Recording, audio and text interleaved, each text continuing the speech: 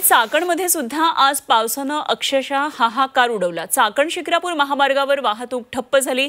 बहुळ गावाजवळच्या पुलावर पाणी अडलं, त्यामुळे ओढे नाले दुथडी भरून वाहू लागले आणि धोकादायक पाण्यामधून प्रवास टाळावा असं प्रशासनानं आवाहन केलेलं। चाकणमधली आपण पावसाची स्थिती पाहतोय। पूल अक्षरशः पाण्याखाली गेलेला, त्यामुळे वाहतूक या ठिकाणची बराच काळ खोळंबलेली होती।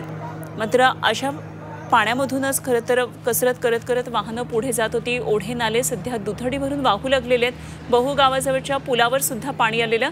चाकण शिक्रापूर महामार्गावर त्यामुळे वाहतूक काही काळासाठी ठप्प झाली होती।